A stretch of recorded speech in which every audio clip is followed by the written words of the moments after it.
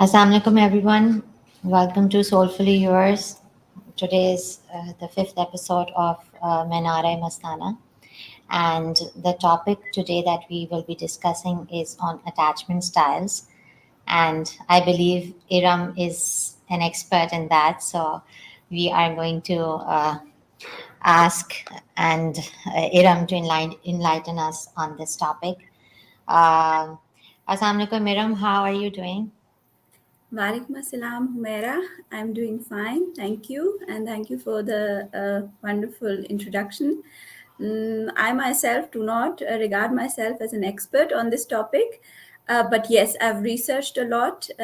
Being as a teacher in my course, while I was doing this course, we did intensively work on this topic because it is actually the foundation and basis of when you're about to become a teacher, a professional teacher, then you must go through these topics in order to maintain and secure a bond with the children. So thank you so much for inviting me to this session, and I'm This ready. makes me realize, like, as even as parents, this topic is so much important while raising the kids, but we don't have that awareness in our society wherein we know what do we mean by attachment styles. So can you shed some light on what do we mean by attachment styles?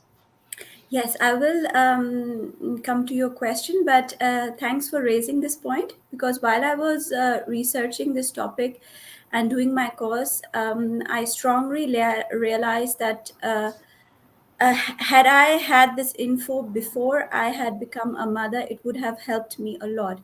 So I would, now that I have this knowledge, I would just like to pass it on to others, and also would suggest would-be parents to please go through these topics. It will help you a lot. Coming to your question that what you mean by attachment styles. So coming to the basic definition first is that attachment is the bond that forms between an infant and its key caregiver. A key caregiver could be a mother, father, and in case of Western societies where both parents are working, sometimes the key caregiver is also the kindergarten teacher. And any other, in case of any mishaps early in the early childhood, you lose your mother or father, then the grandparents or any other relative that takes over this role is the key caregiver. So the bond that forms between an infant and the key caregiver is called an attachment. And this attachment affects the person's ability to form stable relationships with others in the future. So the child is dependent on his or her caregivers and seeks comfort and soothing and support from them. Um, if the child's physical and emotional needs are satisfied in this phase, then it becomes securely attached to that person. But sometimes this is not the case, and the child goes through a traumatic childhood, which leads to insecure attachments and also leads when it tries to form new relationships that also affects in the longer run and in the future. So this is basically what attachment is. um, we are wired to get attached to someone. So this is basically depending, especially now the in our society, depending especially on mothers because they are the key caregivers in our society. um, it helps a lot that the mothers are ready for this and that the mothers are carefully educated to become actually a mother because they have a really big role to play. And now they can realize how much the future of their child depends on how they bond with the child. Yeah, I think this is a very relevant topic, especially for mothers and for all the caregivers. And rightly said that all the relationships that we form, even in our adult life, is through this primary bonding or this attachment style that we grow up with. Having said so, Iram, we attract similar kind of relationships that we form in the childhood, and even in our young early years, formative years, we create that kind of brain wiring that forms that attachment, and all our later adult life is based on it. So can you tell us what are the different kinds of attachment styles, and how firstly just tell us what are the different kinds of attachment styles.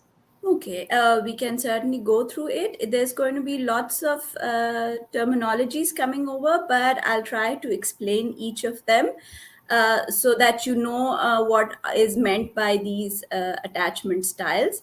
So, basically, after much research by different psychologists, there are four attachment styles. The number one I would go through first with the insecure ones. So there's one that's called anxious. It is also referred to as preoccupied. Then we have the avoidant attachment style, which is referred to as dismissive. Then the third one, we have the disorganized, also referred to as fearful avoidant. And then we have the number four, the secure attachment style, which is our main goal in early childhood, to give the children a secure base, a secure bond.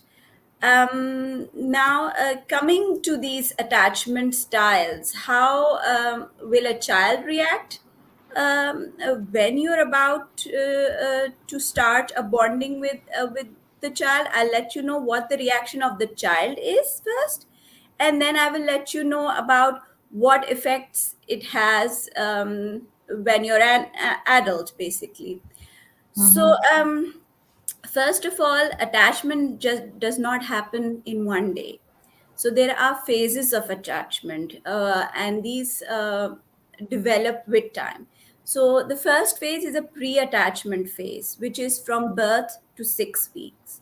So, as you know, in this phase, the child cannot talk, but it has some signals that can attract the caregiver, which means grasping, crying, smiling, gazing.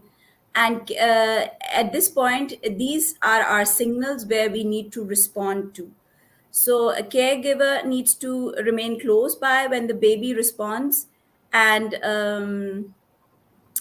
infants themselves encourage the adults to remain close, and closeness comforts them. Um, slowly, the baby recognizes the key caretakers or the mother's voice, smell, and face. The babies are not yet attached to their mothers, because you might have observed, as you are a mother yourself, and I have also gone through this phase, and many others who are watching right now, that they don't mind being left alone with unfamiliar persons. You have always noticed that the initial phase is quite easy when it comes to leaving children with grandparents or with other relatives in the family, because still the bonding is under development. So the child does not cry if you kind of move away and get a task done. Then comes the phase, attachment in making phase, which is about 6 weeks to 6 to 8 months. Infants respond differently to familiar caregiver than to strangers. Now, those antennas have started to work, and they are trying to kind of, sort out their family, that who is actually my caregiver, and they become a bit skeptical and hesitant to strangers. Then comes the clear cut attachment phase, which is between 6 to 8 months, and going on from there from 18 months to 2 years.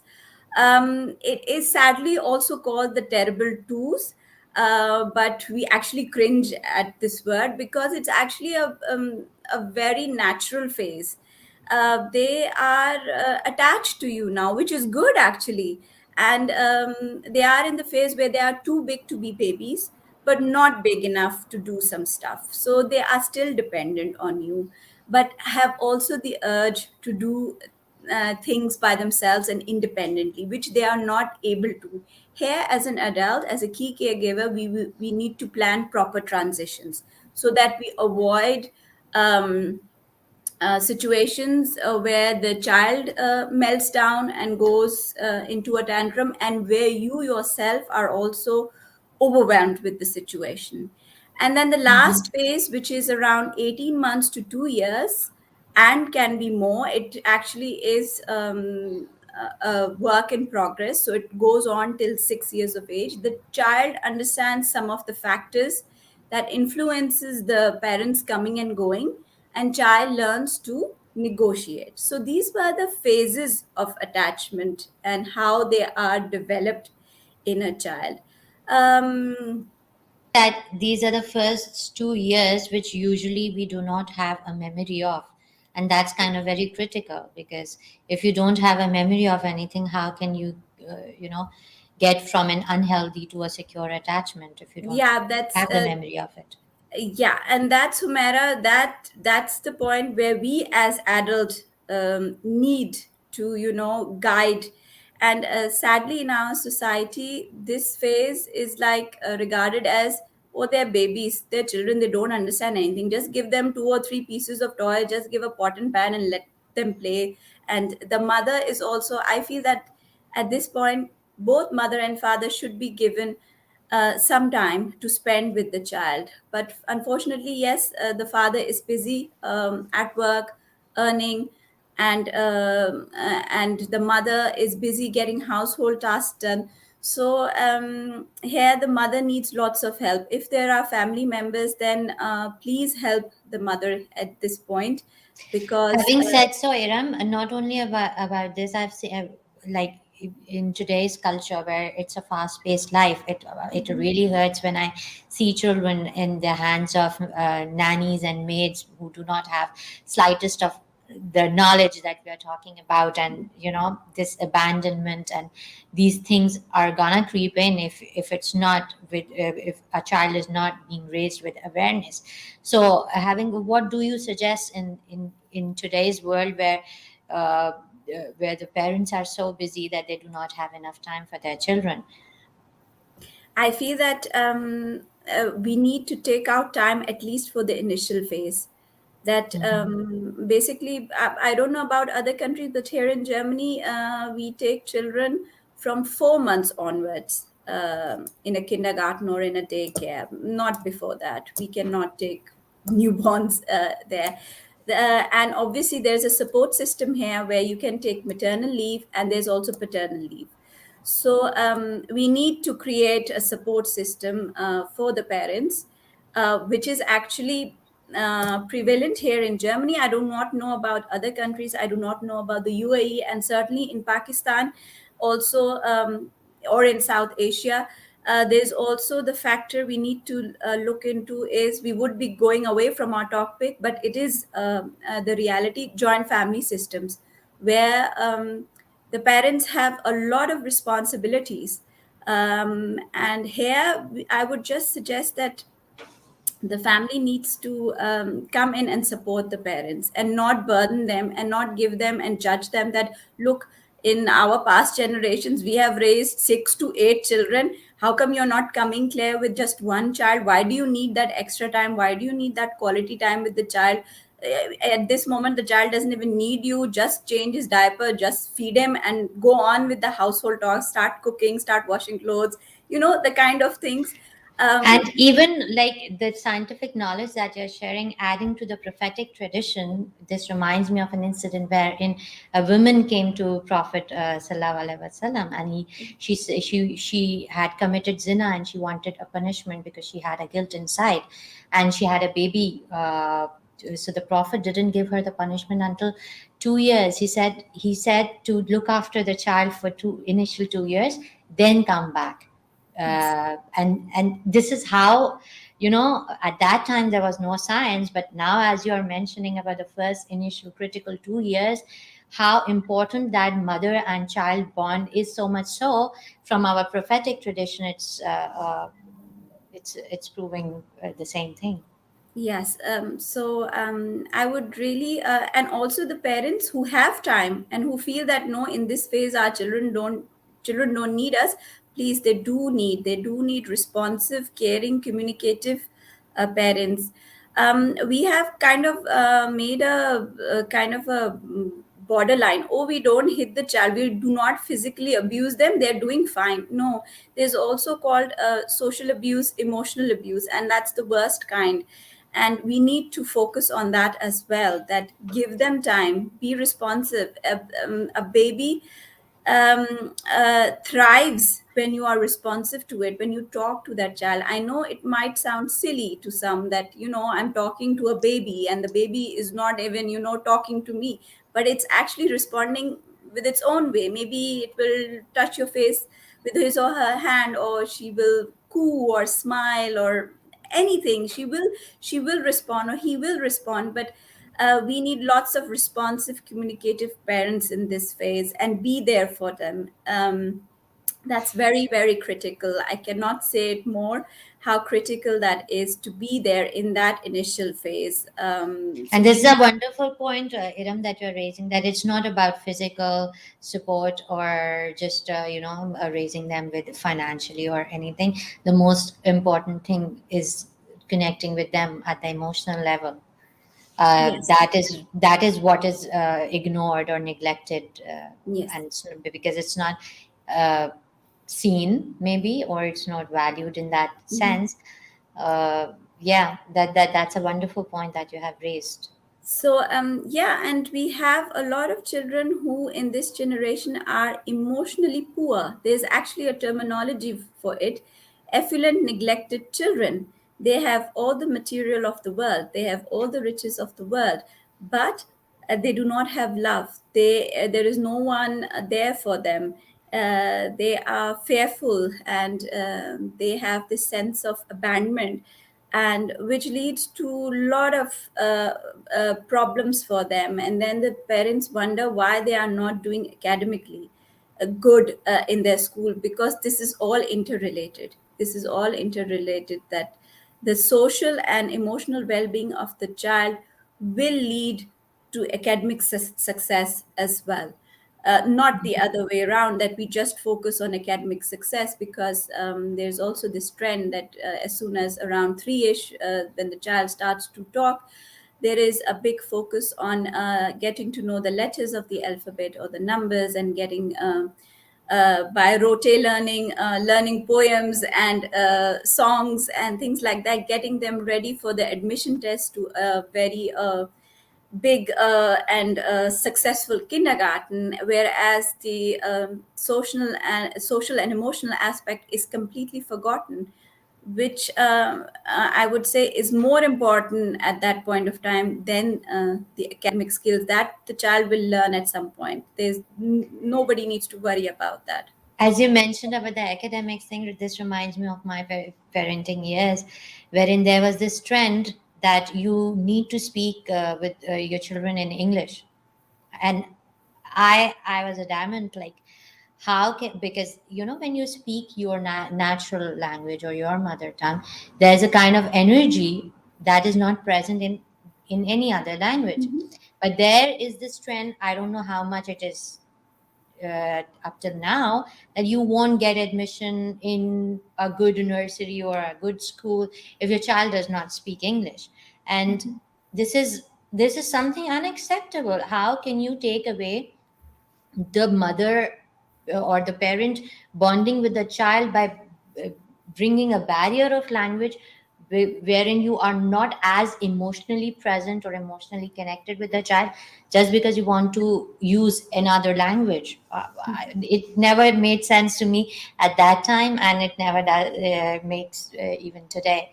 I would request all the parents to please speak in the natural tone that you speak to your children, because that's what will connect them emotionally to the children emotionally to you.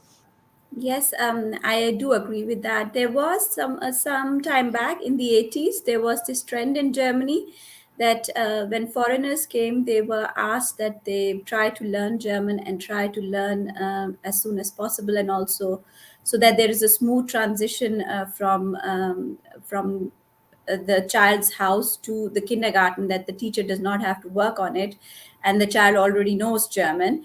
But this trend has changed from 90s, mid 90s, I would say, onwards. Now, after much research, they have come to the conclusion that the children, you do not have to worry about English or German. Please talk in your mother language, whatever that is. It is very important for the child, and then the rest will take care of it. Obviously, the effort comes now to the teacher to teach that second language, but the burden has been taken off from the parents. This additional stress, where they themselves are struggling with the new language, and then in this new language they have to communicate their emotions, express their emotions to their children, which is a bit And tough. you are not being authentic. What's your Yeah. natural language is the first layer of authenticity that you are wearing. No matter how good your second language is, but your level of authenticity is your first language, which unfortunately I don't know, this awareness was not raised back then, and I don't know in present times how much it is in the We are prevalent. all Humaira, learning, and we are work Yeah. in progress. It is good that we have this opportunity and this platform to share with everyone and also discuss about it. Coming back to our topic, I think we Yeah, talked a lot, but this it's was never ending discussion. Yeah, moving forward, like you were talking about the developmental years and yes, the first 2 years. So, what are the attachments?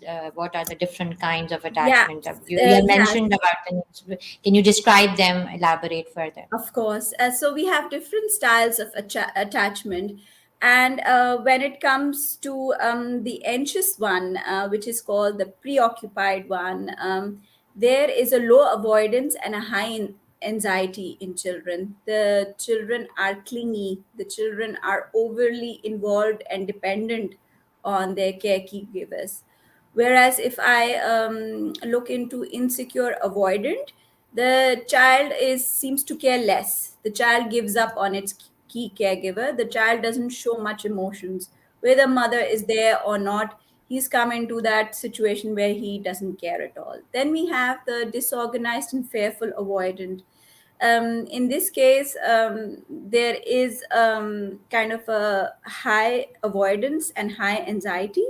The child might hit or rock, show anger on reunion after a separation with the key caretaker. The child is disorganized, mixed up, and may not want to be held even. So it is Mm-hmm. kind of emotionally mixed up. Now, you can already see some of the alarm signals in early childhood. But if these signals are not correctly responded to, what comes next? So I will also describe what will be the effect in the adulthood. So if your attachment has been anxious or preoccupied, and the thought of living without the key caregiver or being alone in general causes high levels of anxiety. People with this type of attachment typically have a negative self image while having a positive view of others.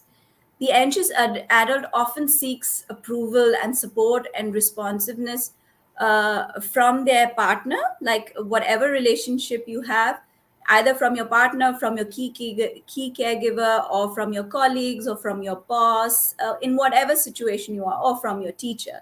People with this attachment style value their relationships highly, but are often anxious and worried that their loved one is not as invested in the relationship as they are.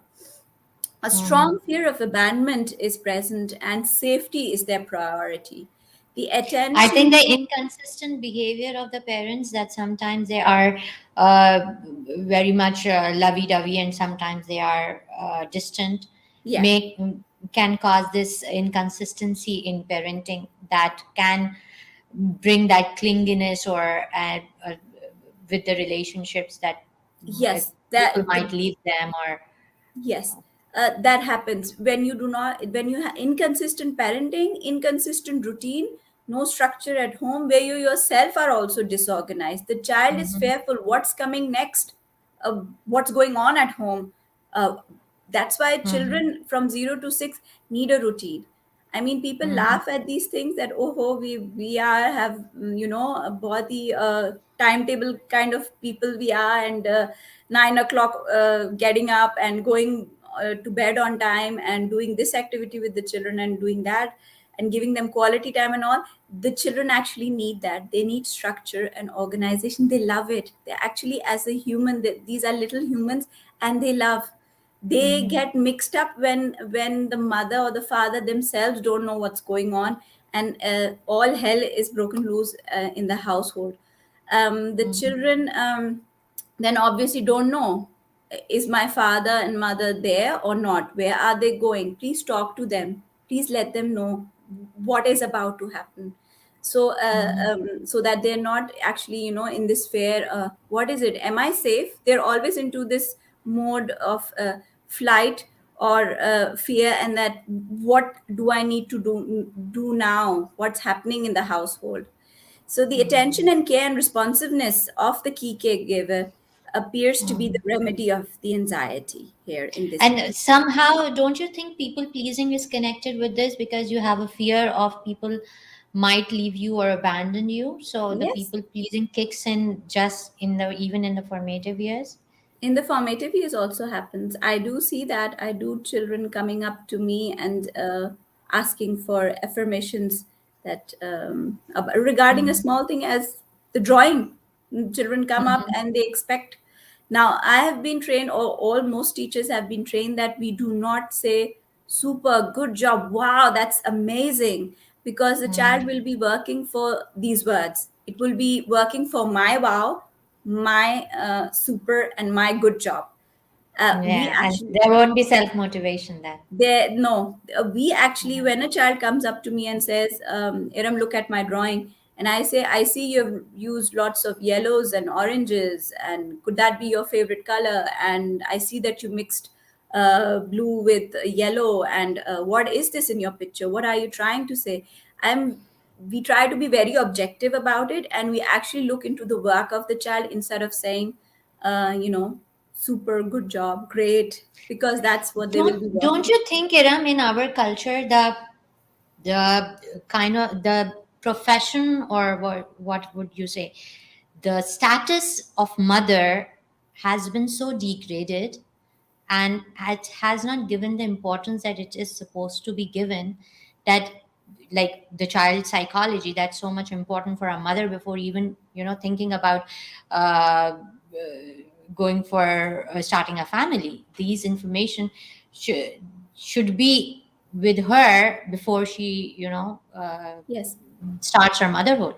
So Mhm. don't you think that the status of the mother, or the kind of work, the emotional especially work that she's supposed to do, is this kind of awareness is so very important in today's times?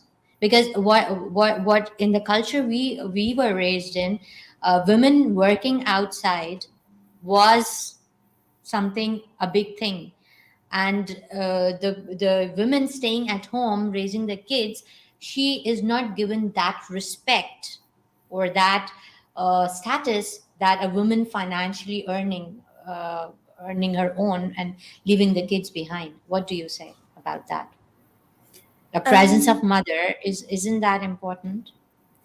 the presence of mother is important. That's what I've been saying in this session.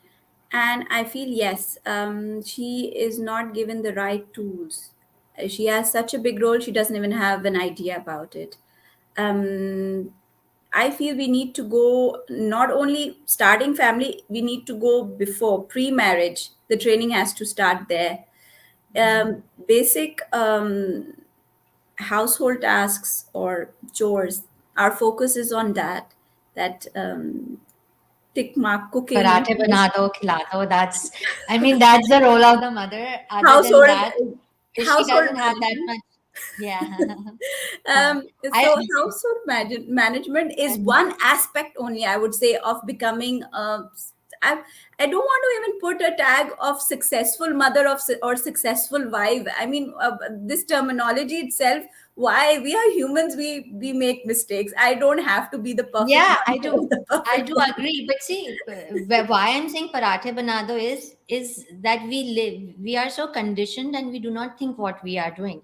Back in times, these kind of foods were important. Yes, But yes, in these times, when the kid is just even studying in front of the screen, the nutrition management has to be changed. yes, It yes. cannot go similar patterns when your child is not active. You cannot give carbs that are not needed.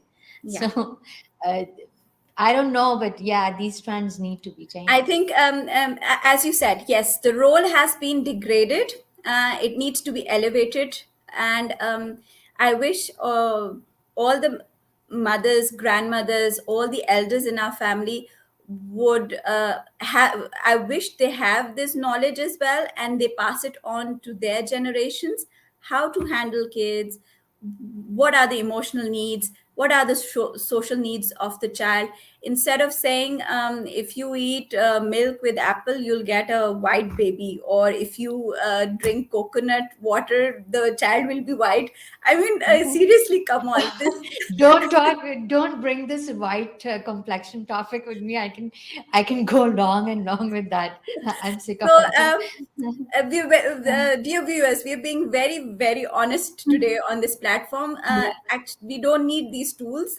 We wish, okay, fine. If we have a white baby, well and good. If not, it's going to go Yeah. after our genes. If I'm Brown rocks. if I'm not white, my child is also not going to be white unless Allah wishes it to be. Yeah. That's another thing. But look at yourself, look at your partner, and then Yeah. guess the complexion what it could be. But the tools that we need is this: is how to maintain, how to build a secure bond, how to maintain it, how to raise a child.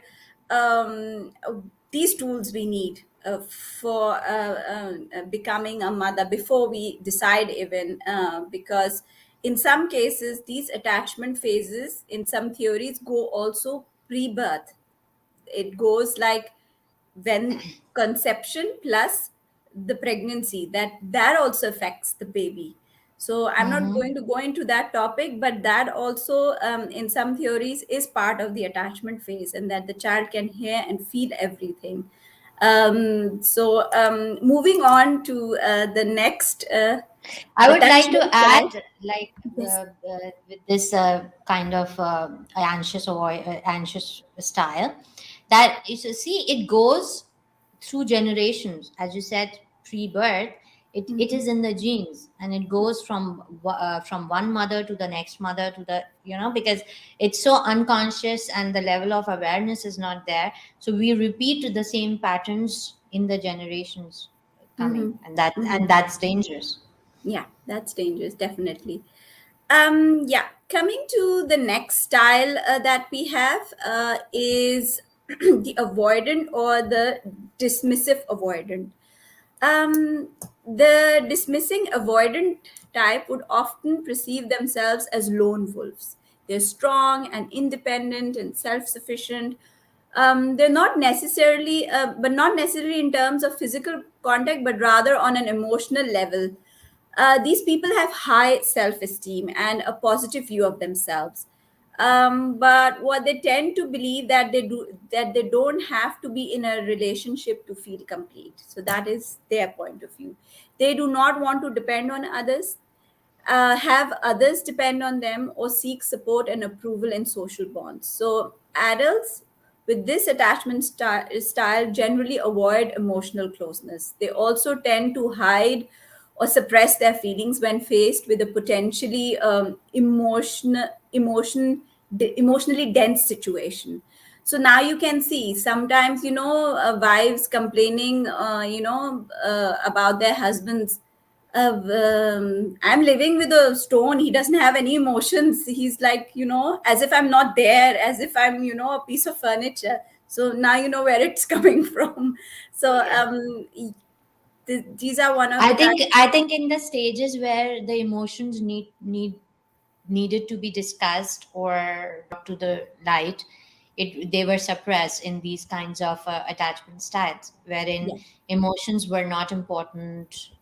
You would be a drama queen if you're gonna express your emotions. So in that way, these suppressions and emotional energy is something that, if it sorry, if it gets suppressed, it can lead to diseases later.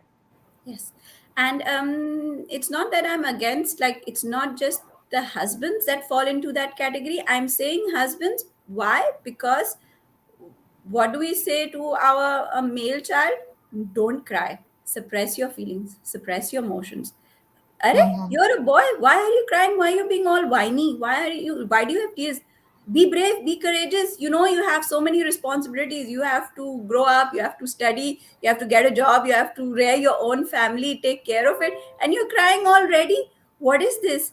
That is why this kind of attachment style is found more in men, because from beginning onwards they're asked to suppress their emotions, and then they do such a pretty good job at it that at times, your partner asks, man, share with me something, or say something, or I'm there for you. And when the same parents, when they bring you into a relationship, when they get you married, uh, that boy is not ready for that, because a relationship has all these things, these little emotions, these little expressions of anything. It doesn't have to be just love, it has to be love, care, anger, frustration. Share it with your partner, so that there's a you can mutually find a solution to it, improve your relationship to it. But if you're just a stone, then it's not going to This help is any. a very good, very relevant, and very important topic that you have brought, that men don't cry. This reminds me of a case study that I was doing a research on, and wherein there was this man when his grandparent passed away. There was no grief period. There was no explanation. There was nothing. So the emotions, they were suppressed. And later in his marital life, the same emotionally distant that you're talking about, when the wife told the passing away of her best friend, he was like, okay.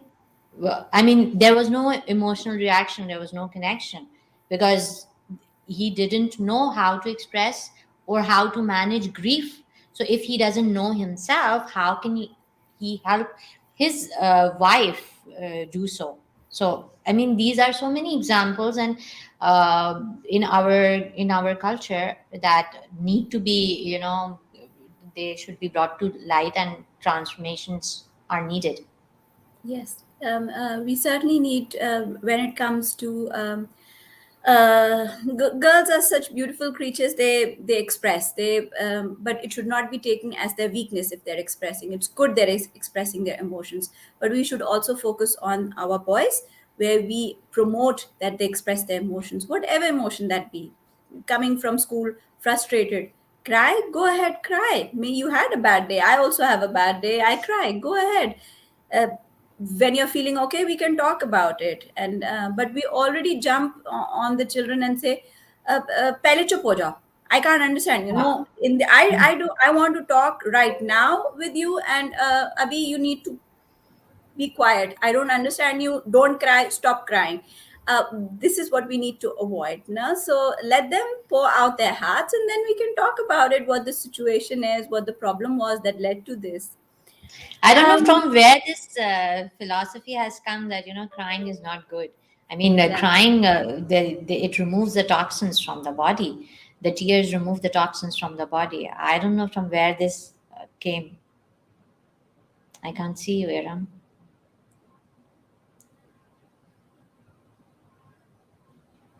Are you there?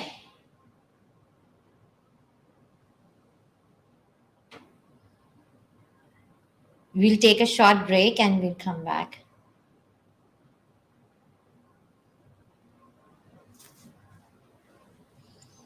I think.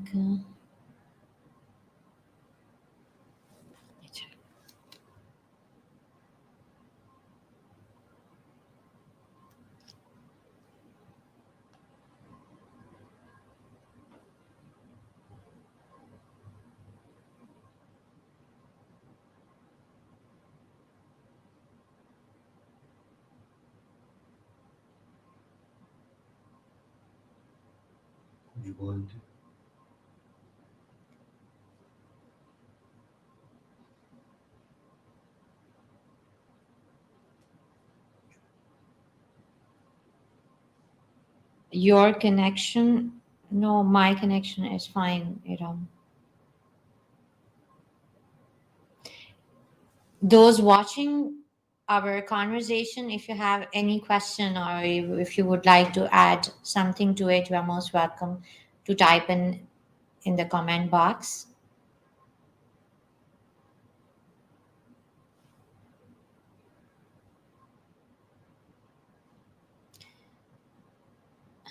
Daily, I ask myself whether am I on a right track as a mother or not. Yeah, that's self accountability, but do not beat yourself up on that, because there is nothing as being a perfect mother or the right thing. It's always we are a work in progress, and it's not that all the knowledge that we need would come to us at one time and then we are gonna take the first step. As we move in this journey of parenting, we learn a lot of things, but for that we need to be very conscious as a parent. We need to be very conscious as a parent. And if we are doing what others had been doing, or it's not the working model in current situation, then yeah, then we are not raising the children from the level of awareness or consciousness that is needed.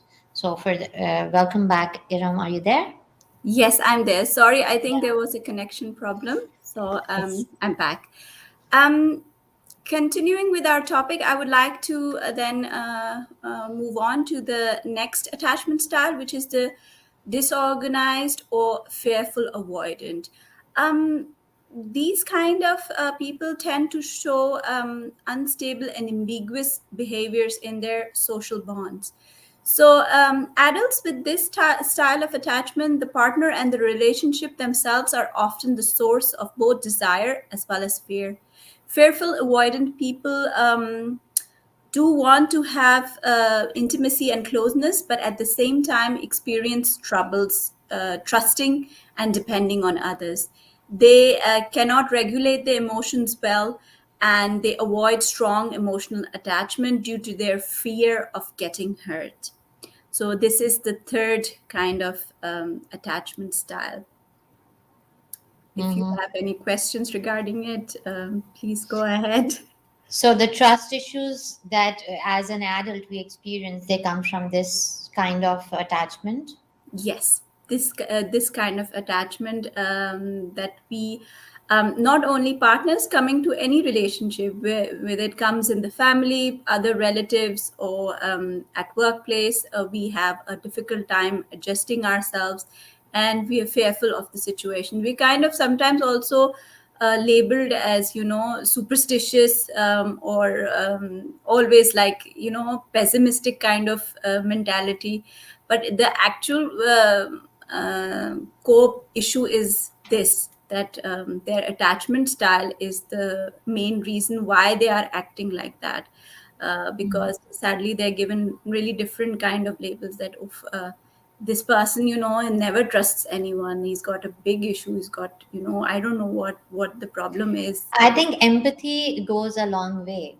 Yes. Understanding from where the person is coming from and why the person is behaving the way he is very much needed to understand, rather than we just put labels that this person is stubborn, or this person is will never he kind of very counter dependent, or things like that. We do label people, but we need to understand that from where these behaviors are originally coming. Yeah. That's some. Oh, you mentioned about disorganized. So can you give some example about disorganized attachment? What are the behaviors that such a person displays having such kind of attachment?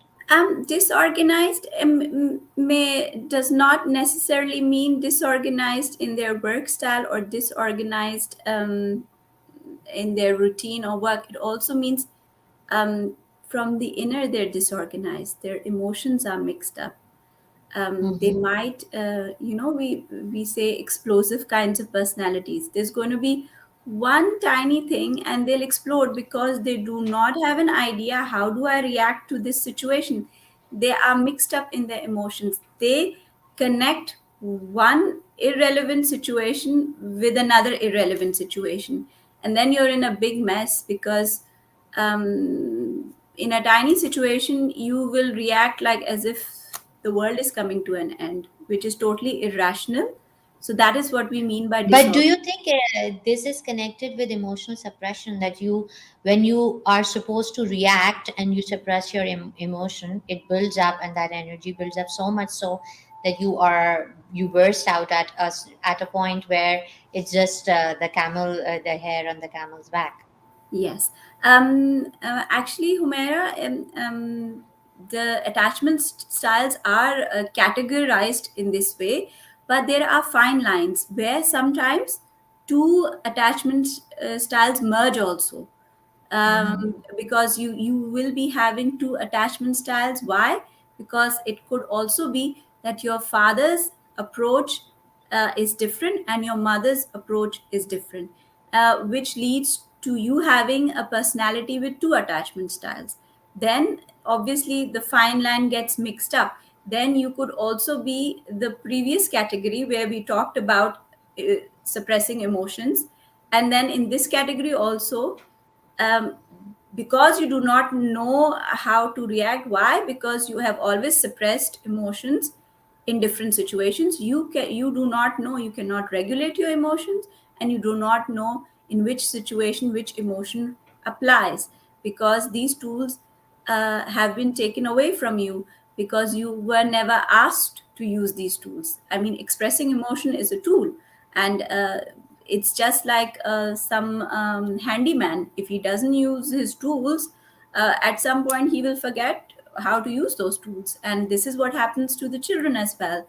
When in emotionally charged situations, they're asked to suppress their emotions because they connected in their brain that this is how I should react to this situation. That look, I am in distress, then I need to be quiet. I need to shut up and not express anything. Expressing is a sign of weakness. Uh-huh.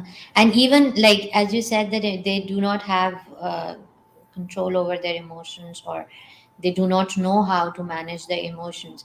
And even in the as adults or even as children, people soothe themselves through sugar cravings, you Yes. know.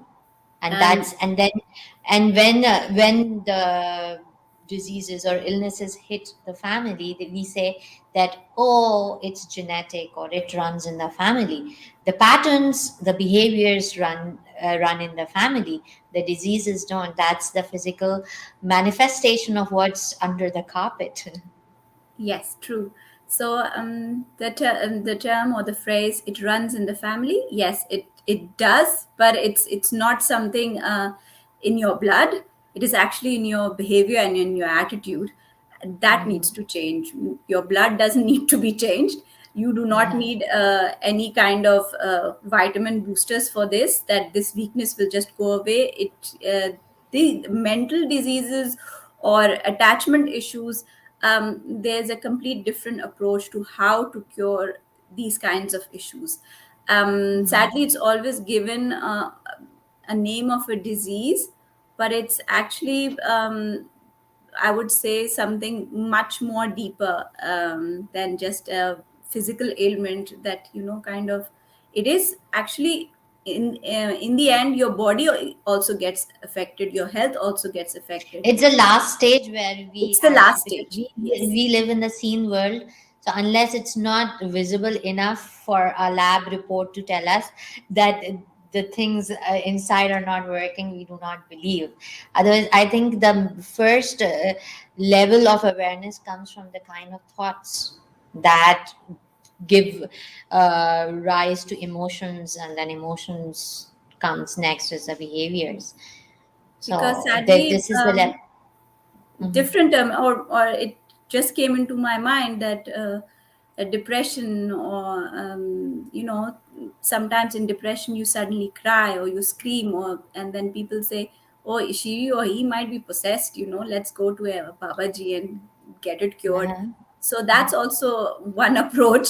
Yeah. When you do not have the knowledge that you need, you go to these places then and have a, you try to cure them in a really different way, whereas they need something else in this situation. Mhm. Sadly, depression and other mental health issues are just brushed off under the carpet, and it's not there. It is something else. It is either supernatural, or your genetics, or something is wrong Yeah. with you. But they I just think a tend to body can ignore the core naturally issues. heal. What do you say? The body has the tendency to naturally heal if the environment is provided, rather than dawaon pe dawa too slow, or just subside the symptoms and go with the life. Yes, yes. I would come to the cures. Let me just finish the last attachment Uh-huh. style, and then we can talk about what needs to be done now that we know that these are the issues. But thanks for letting us know, the viewers would say. But then, Mhm. what can we do about it? So I'll just finish the goal that we want to achieve, and that is we want to achieve a secure bond with the child, so that later on it has a secure attachment style. Um, so far, what we have discussed today, the first three were insecure attachment styles. They are characterized by difficulties with cultivating and maintaining healthy relationships.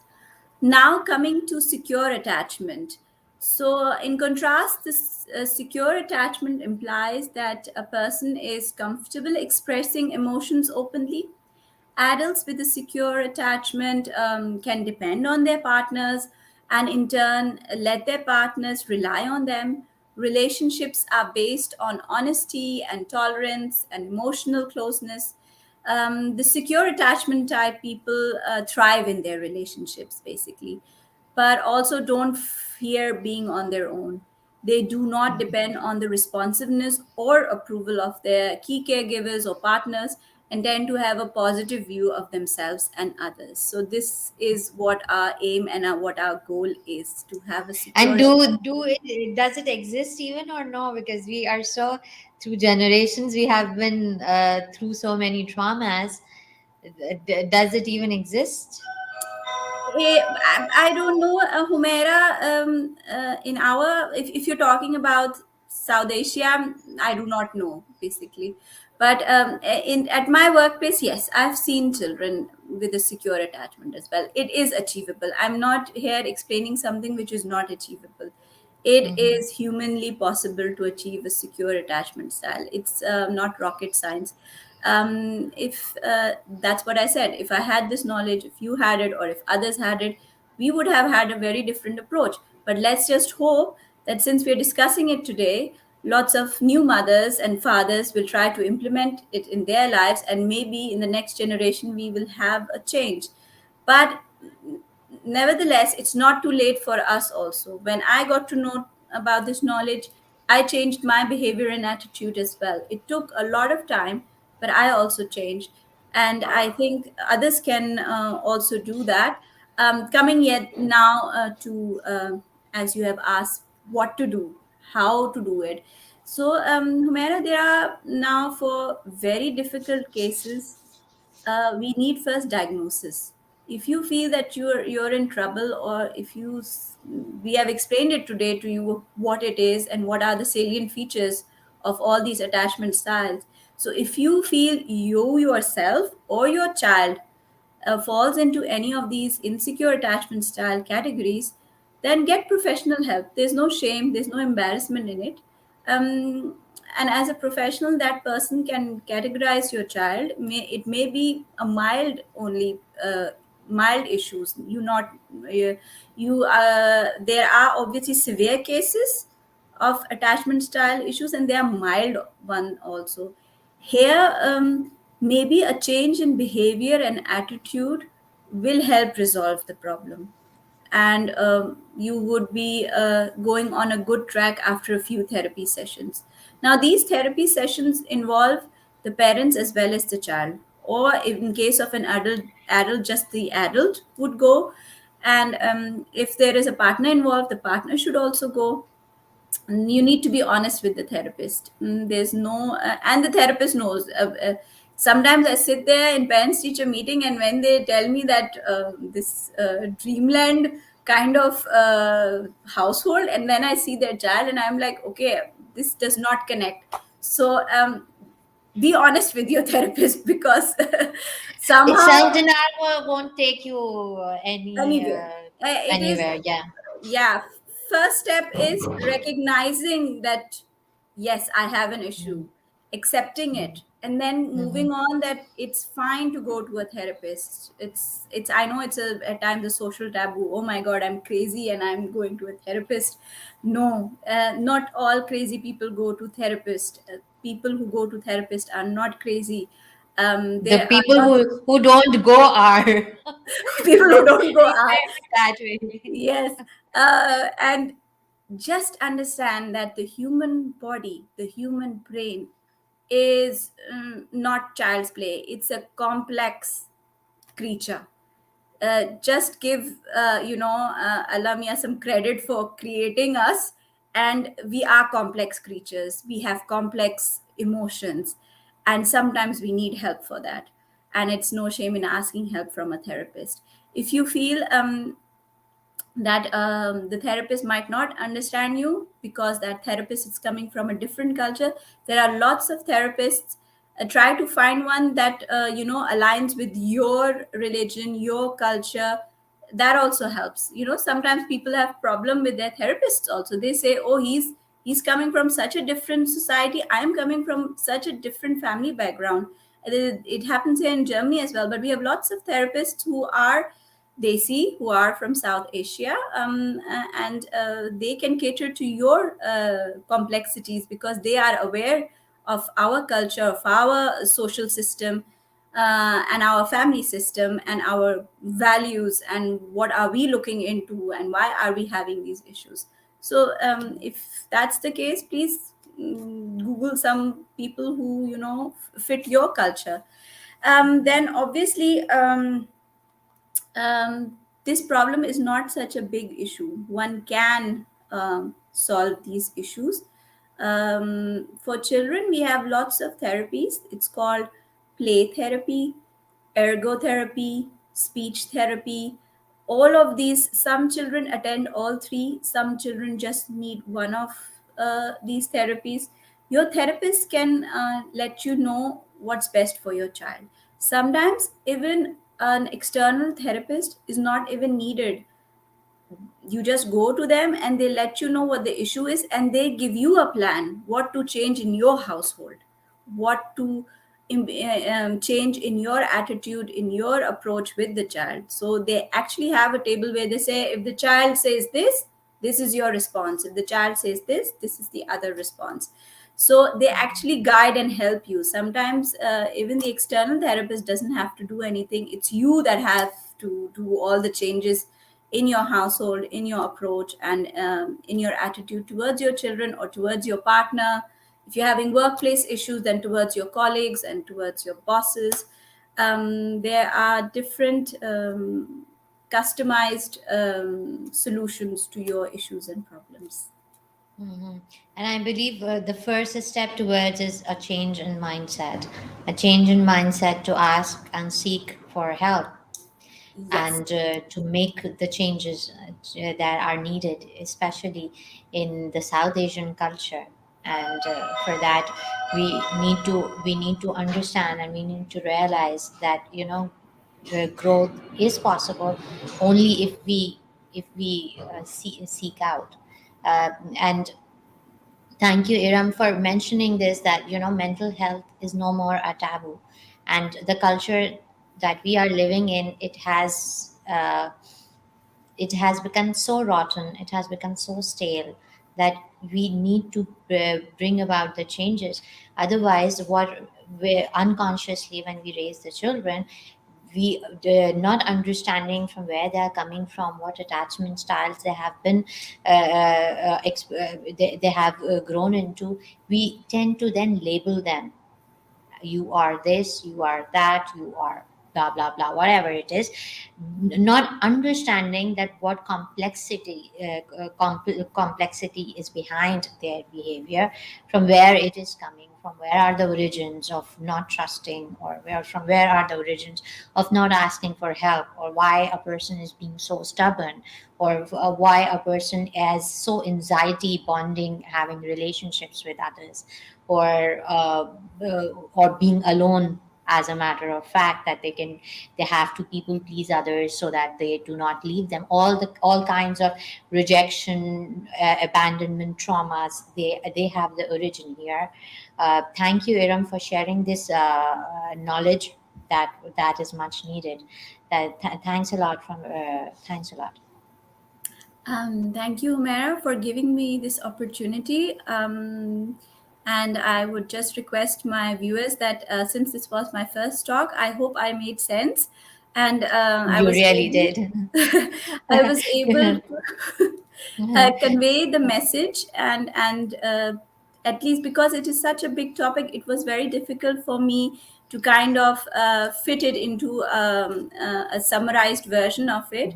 You did Um, it wonderfully well. Initially, I was planning to talk over on this topic, but then said the expert is there, and the person who is in the field of child development, let her take this over, because this is a very important topic that needs to be dealt with consciousness. Yeah.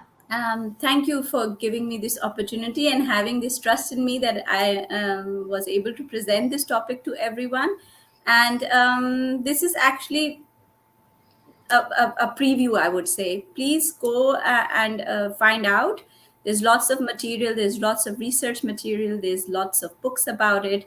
I would suggest it to the viewers who are about to getting married or are thinking about starting a family. Please Oh go through yes. it together as a Definitely. couple, go through do it. not do not get married until you are ready. Do not even it's not only about parenting, it's about before parenting comes the bond of husband and wife. And Yes. it's not that कि बस शादी कर दी बाकी देखा जाएगा.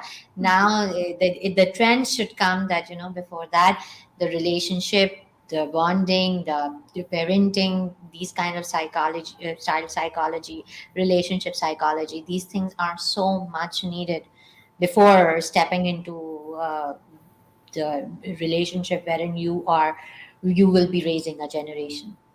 Yes, you have a really big responsibility, and by playing the martyr here will not help you. You need to Yeah. come up. If you have issues, both of you, be it husband or wife, be it your partners, you have to come up and say, "Look, I have a problem with you. Let's talk about this problem. Let's come honestly and say it to each other." You will avoid lots of problems like that, and you will have a healthy environment for your For your child children. Yeah. that's about to come, and that's really really important. So that's my last note.